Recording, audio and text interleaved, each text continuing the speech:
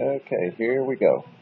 What we're going to do is we're going to be making us some sour pickles. And the last batch I only left in there for 12 days. They just didn't have the pucker power. You know, the one to make you go, goodness. So we're going to do that this time. We're going to make us some, they're going to go at least 2 weeks this time. And I didn't get all this myself. I did some research and I got part of it from Wild Fermentation on the internet, which has a newsletter and all kinds of things about pickling different stuff, but using fermentation, which is actually just brine, salt water. That's what makes things sour. That's what we're going to do.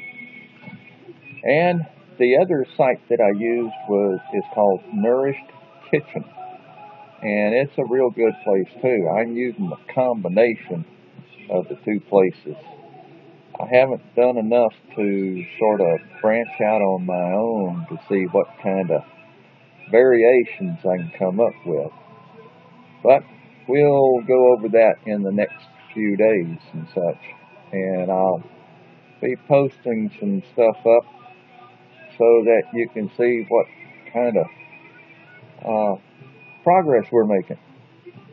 And one thing that's not in the next video is that we're not using tap water. We're using bottled water because it doesn't have any chlorine in it, and fluoride, and none of the little tadpoles that feed in the water, because we don't want to be that to be part of our fermentation process. So, if you're ready, then we'll get started, and we'll get right into this next one, showing you all the different ingredients I got sitting out here, except for the grape leaves, which I'm still waiting on them to be delivered. Not under cover of darkness, but only because they had to be procured. So here we go, if you're ready. Okay, here we go. We're making sour pickles. This bucket right down here, which is a number 2 crock, is filled with ice water, and with the cucumbers, they're to soak so that they can pick up more moisture internally, and using the ice to keep them cold, and that will cause them to suck up more. One of these 2 crocks here, ceramic crocks, these are number 5s, I'm going to use to do the actual pickling.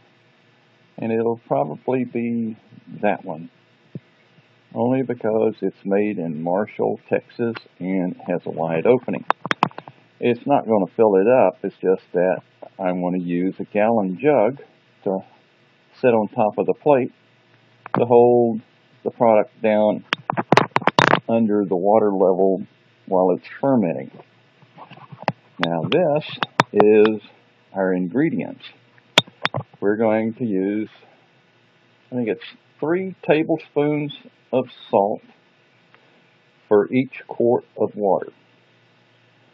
And for flavoring, I've got some Thai peppers here that I'm going to put in there. They won't be cut or nicked or anything. They will just leach out. Some pickling spice, which there will be a couple of tablespoons of that. 3 garlic heads that have been peeled. Some peppercorn.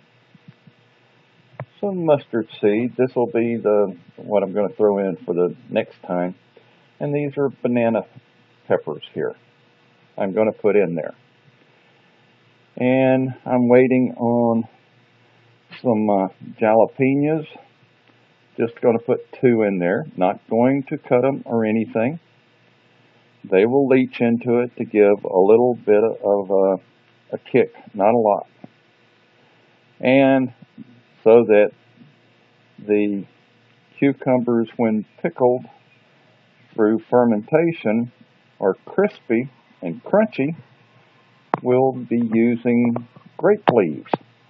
There is a grape arbor down at the park, and so we're going to use some of the leaves from that. That will make them crunchy.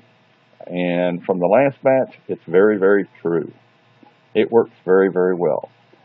And what we don't see here is we're going to be using some dill weed as well. That is going to help with the flavor.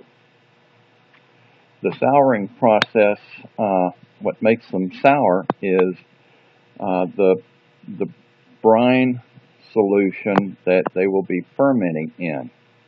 That brining is what will actually turn them sour.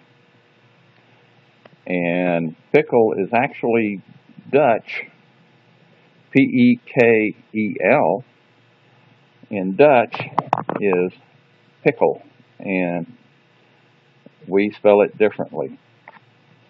So we don't see that right now, but we're going to be doing that. So stand by until we get to the next phase. Okay, now then, we're in my workshop, which is in the garage, and it's a nice, warm, secluded, and sometimes cool place, and it'll be dark at night. It'll also be a lot warmer in the daytime now that summer is here. And here is our mixture. And what we have here is the number 5 crock. And there we're going to use this diaper, this cloth diaper, and we're going to stretch it across, not really stretch it, it won't be tight, it's just going to be across the top of the crock. This rubber band series down here is actually, let's see, that's 3 rubber bands put together, and then this little clip right here is going to be used to hold them in place, looped together.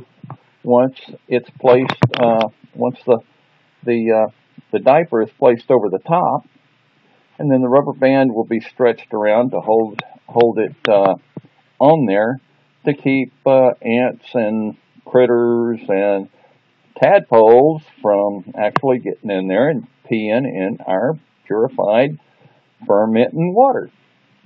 And what I've done is I've taken a dinner plate, because the opening on this crock is about probably, I'm going to say 20 inches, which we can verify in just a moment here.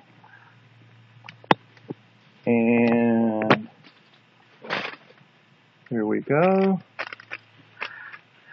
So we have, the opening is only 12 inches, but it is also, let's see, as far as deep, the depth is 14 inches.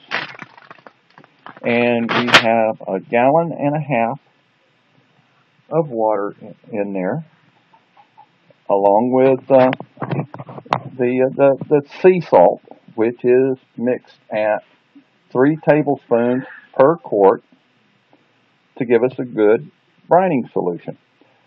On top of the dinner plate there is a water jug, which is used to hold the product, the cucumbers, down below the water level. And the other stuff there is the allspice and the garlics that are in there, and the peppercorns, and the other spices that are used. So, we'll pause this, and then we will cover it up, and we'll be right back.